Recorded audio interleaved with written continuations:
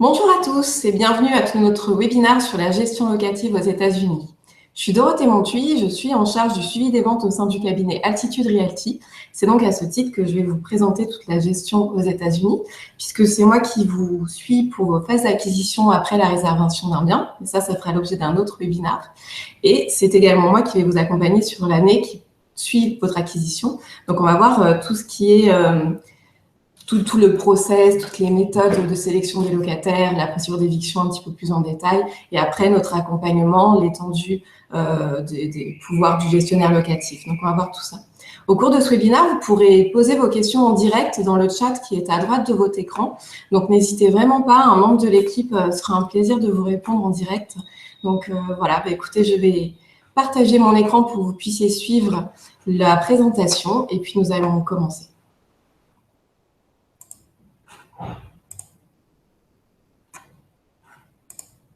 Hop. Normalement, donc vous voyez la présentation PowerPoint. Voilà. Donc le sommaire. Comme je vous disais un petit peu tout à l'heure, il y a d'une part la présentation du cabinet pour ceux parmi vous qui ne connaissent pas encore très bien. Nous viendrons ensuite plus en détail donc, sur le choix des gestionnaires locatifs. Nous verrons la sélection des locataires, comment elle se fait par le gestionnaire. Ensuite, nous verrons pourquoi la gestion à distance n'est pas un problème. Et enfin, le détail de notre accompagnement dans le suivi de gestion. Alors, donc quelques chiffres sur le cabinet. Il a été créé en 2011 par notre fondateur, M. Victor Pagès, qui était lui-même investisseur au départ. Donc, il a créé le cabinet en 2011, uniquement sur les États-Unis dans un premier temps. Nous avons lancé une gamme sur le Canada en début d'année 2016. Et donc, depuis plus de 5 ans maintenant, nous avons développé une expertise sur le marché américain, enfin nord-américain dans sa globalité, les processus d'achat, la fiscalité, la conformité fiscale, tous les sujets qui tournent, qui vont autour de votre acquisition. Donc, nous proposons une gamme de produits variés qui va de l'investissement locatif aux résidences secondaires en passant par quelques clubs deals également, entre autres à New York. Voilà. Et donc, depuis 5 ans, nous avons fait plus de 250 transactions. Nous sommes présents sur 12 villes et avons actuellement 3 bureaux puisque nous avons ouvert un bureau à Miami et à New York en début d'année également. Alors, vous le savez peut-être déjà, nous vous suivons pour l'acquisition de votre bien et ensuite pour l'année complète. Donc, pour cette acquisition, nous vous mettons en relation avec tous les partenaires nécessaires. Donc, ça passe par le marchand, la banque, courtier, avocat, puisque aux États-Unis, c'est un avocat qui fait la phase de closing, enfin la phase d'acquisition et non pas un notaire. Et puis après, nous vous accompagnons pour la mise en place de l'assurance, des diagnostics, gestion locative, nous le verrons aujourd'hui, et puis comptable pour les déclarations de revenus. Notre offre est vraiment globale et la plus complète possible. Alors, rentrons dans le vif du sujet avec le choix des gestionnaires locatifs. Tout d'abord, nous allons voir la différence entre une gestion française et américaine. Vous allez voir qu'il y a beaucoup de points communs entre ces deux gestions. D'un point de vue purement concret, vous recevrez les relevés de gestion mensuels de la même manière. Ils prélèvent également des honoraires mensuels. C'est un pourcentage du prix du loyer. En cas d'entrée dans les lieux d'un nouveau locataire, vous avez également une partie, voire une totalité du premier loyer qui est facturé par le gestionnaire locatif. C'est le premier, voire le seul contact des locataires. Il va pouvoir envoyer les devis et suivre les travaux et suivre bien sûr les impayés. La différence fondamentale entre la France et les États-Unis réside, à mon sens, dans la délégation de la gestion que vous faites aux États-Unis, qui est beaucoup plus importante que celle en France, du fait de la distance aussi. C'est ce qui nous aide justement à avoir une gestion sereine, mais c'est un des points les plus importants. Également, le gestionnaire locatif américain va pouvoir payer tous les frais inhérents à la gestion du bien. Donc, ça va être les cotisations d'assurance, les taxes foncières, tous les travaux, ils pourront prendre sur les loyers, vous verrez tout à l'heure, on rentrera un peu plus dans ce détail. Et donc, pour cela, il va être en contact direct avec tous les professionnels nécessaires. Donc oui, entre autres, assureurs et techniciens. Donc, quelques points sur lesquels il faut être vigilant lorsqu'on met sa maison en gestion aux États-Unis, c'est d'abord quelle est l'expérience et le volume du gestionnaire locatif. Parce que comme vous le voyez, aux États-Unis, il n'y a aucun besoin de licence ou de carte G pour être gestionnaire locatif. Donc, de voir quel est son volume d'affaires, depuis combien de temps il existe. Également, vous pouvez vous rendre sur des forums ou sur Google, voir les avis qui sont laissés sur sa compagnie. C'est un très bon moyen en tout cas d'être assuré sur son sérieux et son professionnalisme. C'est très important. Ensuite, quelle est l'étendue de son action ? Est-ce que justement il va pouvoir payer certains frais à votre place? Est-ce qu'il va vraiment vous accompagner dans toutes les démarches ou au contraire se limitera-t-il dans son rôle? Quels sont les frais facturés pour chaque action? Puisque ça, c'est une particularité. Il y a quand même très peu de choses gratuites aux USA. Et donc, par exemple, certains gestionnaires vont pouvoir régler les frais, toutes les factures qui se présenteront. Ça peut être également la facture d'un comptable. Mais par contre, pour tout le paiement qu'ils feront maintenant, ils vont facturer 7,50 $. D'autres vont prendre un pourcentage sur le montant de réparation qui sera fait dans vos travaux. Donc ça, c'est des choses à anticiper également. Et enfin, comment se fera la communication et à quelle fréquence? Puisque vous êtes loin, donc il faut une communication fluide et facile pour tout le monde, surtout avec une langue différente. Donc être sûr que les mails lui conviennent, être sûr qu'il ait l'habitude de vous écrire assez régulièrement, qu'il n'attende pas un délai trop long avant de vous prévenir en cas de sinistre, par exemple. Donc voilà, ça c'est des points sur lesquels il faut vraiment être vigilant à l'avance, en amont. On vous a présenté ici quelques exemples concrets de l'importance d'un bon gestionnaire. C'est une liste non exhaustive, mais à mon sens, qui fait la gestion toute l'année, pour moi, c'est les points les plus importants. Est-ce qu'ils ont les moyens d'envoyer quelqu'un sur place? Est-ce que l'équipe est assez staffée?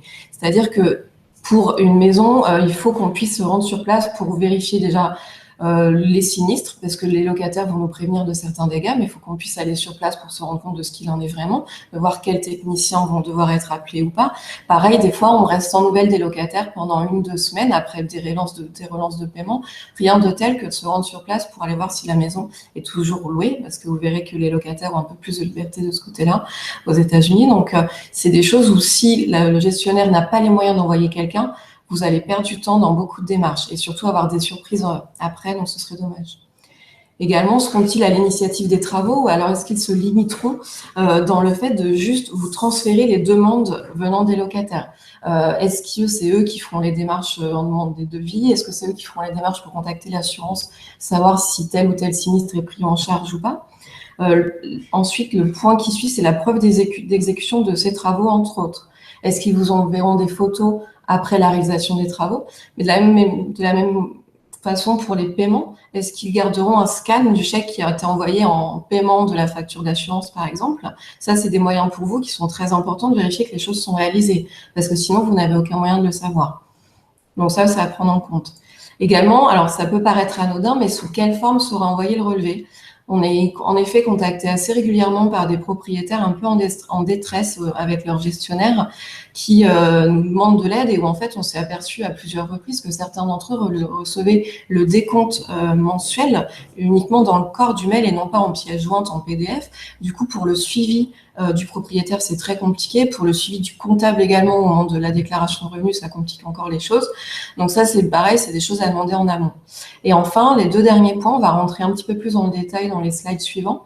C'est comment est sélectionné le locataire et la particularité des États-Unis avec la procédure d'éviction qui est beaucoup plus rapide que chez nous, beaucoup plus simple que chez nous en cas de non-paiement des loyers.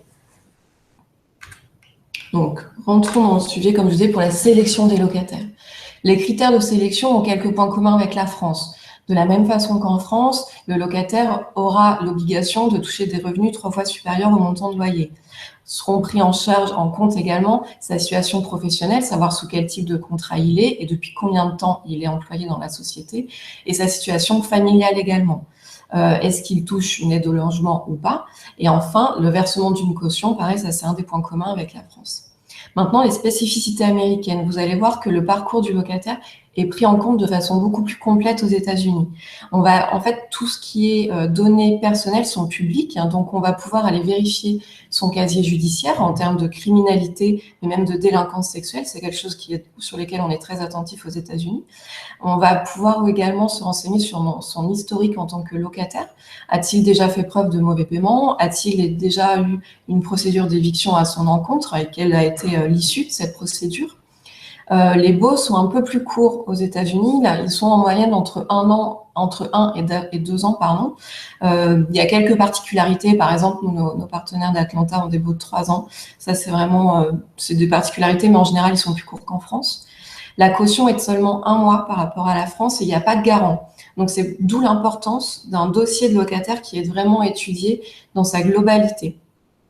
Également, il y a une petite particularité sur les animaux de compagnie, parce que ceux-ci doivent être déclarés à l'entrée dans les lieux des locataires, c'est-à-dire que dans le bail, sera indiqué quel animal de compagnie est le locataire, et il sera réellement identifié. Il y aura son prénom, et peut-être même des fois son numéro, s'il est tatoué, sa référence entre guillemets.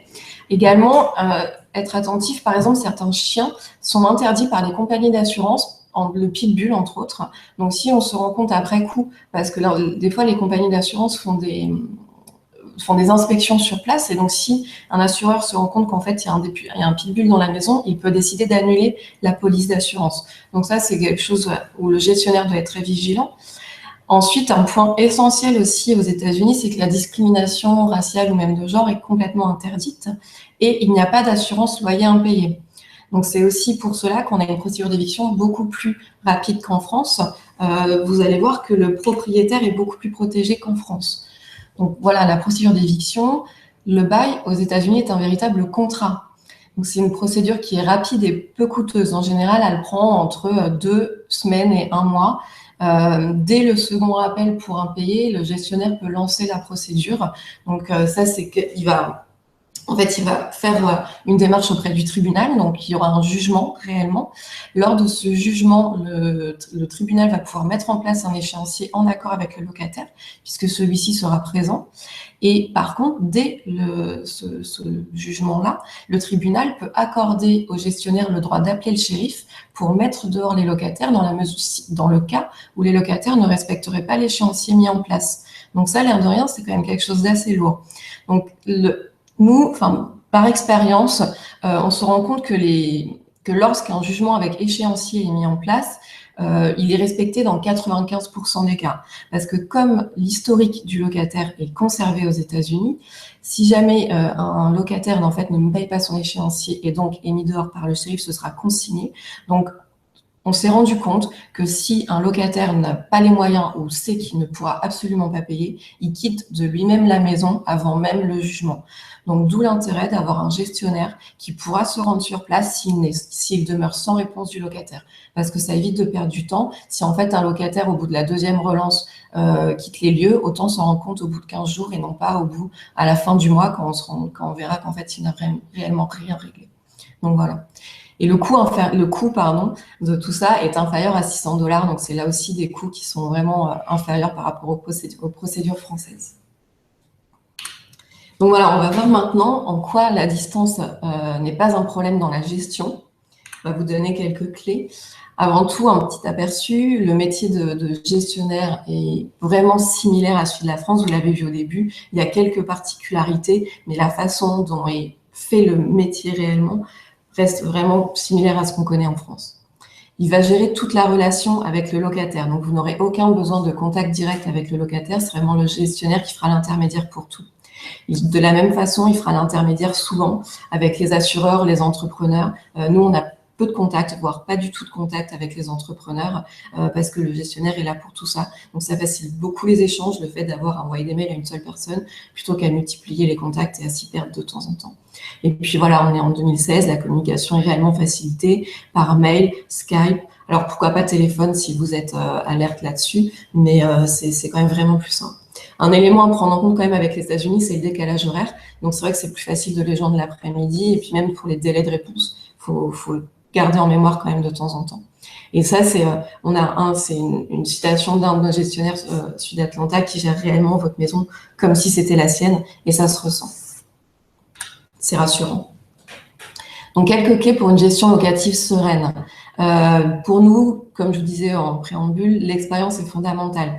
La maîtrise du marché locatif local. Alors, ce sera vraiment très localisé, ce sera sur quelques counties. Si vous demandez à un gestionnaire qui exerce dans le Tennessee comment se passe la location en Géorgie, il ne pourra pas vous répondre. Par contre, il pourra vraiment vous donner plein de précisions sur son marché purement local. Ensuite, il doit connaître les problématiques des non-résidents en termes de taxation, en termes de fiscalité, parce que vous verrez qu'il nous aide beaucoup. Tout ce qui est également, justement, communication, il faut qu'ils comprennent le fait qu'on ait peut-être besoin de plus communiquer qu'un propriétaire qui sera sur place. Donc ça, il faut qu'il soit prêt à jouer le jeu là-dessus. Également, son volume. Donc, comme je disais, pareil, ça va un peu avec l'expérience, le nombre de lots qu'il a sous gestion, c'est une bonne preuve de son sérieux et surtout de sa oui, viabilité, et savoir voilà, si son équipe est assez staffée pour tous les pôles nécessaires. Les outils. Alors, certains ont des plateformes en ligne. C'est très pratique parce que du coup, vous avez une accessibilité des documents 24 heures sur 24 et 7 jours sur 7. Certains également ont des chats en ligne aussi. Donc, pour des conversations plus rapides, plus spontanées, c'est pas mal. Et surtout, ils ont des hotlines pour les locataires. Certains aussi 24 heures sur 24 par des chats. Donc, tout ça est très rassurant.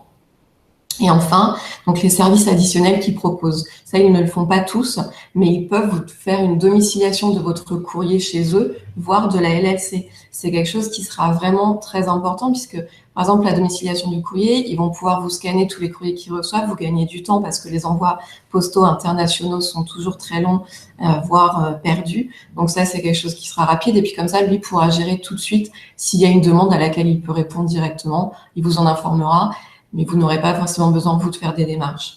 Et je le répète, le paiement des dépenses courantes, alors CPA, c'est le comptable, taxes, assurance, c'est pareil de façon à vous faciliter la vie, entre autres si vous n'avez pas encore de compte bancaire aux États-Unis. Là, c'est pris directement sur vos loyers rentrants, donc c'est idéal. Et voilà, on en vient à notre accompagnement dans le suivi de gestion. Donc, comme je vous disais, on a mis en place un accompagnement personnalisé. Alors, vous avez ici les 6 pôles, on va dire, importants, des partenariats négociés. Alors, d'une part, on a négocié les honoraires mis en place par les gestionnaires avec qui on travaille, mais également, par exemple, certains de nos partenaires prennent en charge le coût des procédures d'éviction contre la souscription d'une sorte de package qui va également, par exemple, inclure des inspections trimestrielles de la maison, des choses comme ça. Donc, on a vraiment fait en sorte que la gestion pour les propriétaires en France soit la plus simple possible. Donc, un accompagnement personnalisé, là, c'est plus sur l'implication que vous, en tant que propriétaire, vous souhaitez avoir dans la gestion de vos biens. Il y en a certains qui vont vouloir être très autonomes, d'autres, au contraire, vont vouloir qu'on les accompagne pour tout. Donc là, c'est vraiment au cas par cas. On verra ça ensemble. Le process optimisé, ça revient un peu sur les partenariats négociés. Par exemple, pour le paiement des taxes foncières, des frais comme ça, là, on essaye de vous faciliter la vie au maximum. Donc, pour cela, c'est nous qui faisons l'intermédiation avec les gestionnaires. On travaille en toute transparence puisque vous êtes en copie de tout. Il n'y a vraiment rien de caché. On est là pour vous accompagner, pour vous aider, mais on ne vous remplacera jamais. Vous resterez décisionnaire quoi qu'il arrive. Et des points réguliers. Donc, ceux-là se font bien sûr par mail au moment des contacts avec les gestionnaires, mais on peut également mettre en place, si vous le désirez, des points mensuels ou trimestriels sur vraiment la gestion de vos biens, des rendements, des choses que vous souhaiteriez voir modifier ou des choses comme ça. Alors, nous allons voir maintenant notre accompagnement au quotidien, comment il se passe réellement en pratique. Donc, nous recevrons et nous archiverons en même temps que vous tous vos relevés de gestion en début de mois. Donc, après analyse de ces relevés, si besoin, nous interviendrons auprès du gestionnaire. Nous pourrons être le premier contact. Ça sera à vous de nous dire ce que vous désirez comme implication. Nous vous ferons donc le suivi de travaux, des sinistres, des impayés. Nous serons là également en tant que garde-fou pour, de temps en temps, rappeler à un gestionnaire de vraiment peut-être maintenir un peu plus la pression sur un locataire qui paierait de façon un peu différée ses loyers ou des éléments comme ça. Nous prendrons également en charge le renouvellement de l'assurance, le renouvellement des bails également, des baux, excusez-moi. La protection de l'intérêt du propriétaire, enfin ça, voilà, ça paraît évident, mais c'est vrai que c'est notre mission numéro 1. Nous vous suivrons également pour les déclarations de revenus, puisque nous vous mettrons en relation avec le comptable pour cela en début d'année, puisque les déclarations seront au printemps. Et pour les propriétaires qui auraient opté pour un investissement via une LLC, nous nous occuperons également du renouvellement annuel de cette LLC qui se fait lui aussi au printemps. Et donc, comment se passe réellement ce suivi tout au long de votre acquisition et après? Au moment de l'acquisition, on vous accompagne à chaque étape du closing avec l'avocat, donc qui est en charge du closing, le comptable pour la création de la LLC par exemple, et ensuite avec la mise en place des assurances, la réception des diagnostics avant le closing et après pour la gestion. À partir du moment où vous recevrez votre titre de propriété, c'est à partir de là que nous vous suivrons pendant 1 an, donc pour la gestion pure, avec, comme je vous disais précédemment, le renouvellement, assurance, LLC, toutes ces petites étapes-là. Et à l'issue de cette année, nous vous proposerons le renouvellement du forfait d'accompagnement pour 1 an également, qui comprend exactement les mêmes tâches que celles énoncées précédemment, et donc pour un coût annuel de 750 € pour le premier bien et 250 pour les suivants. Donc voilà comment ça se passe. Donc en fait, on est vraiment à vos côtés pendant au minimum 1 an après votre acquisition et après pour une durée indéfiniment renouvelable si vous le souhaitez. Voilà, ce webinaire est terminé. J'espère qu'il a répondu à la plupart de vos interrogations. S'il en reste, n'hésitez réellement pas à nous contacter par téléphone ou par mail sur la boîte mail contact@altitude-realty.com. Notre équipe se fera un plaisir de vous répondre. N'hésitez pas. Voilà, je vous souhaite une très bonne journée et puis à très bientôt. Au revoir.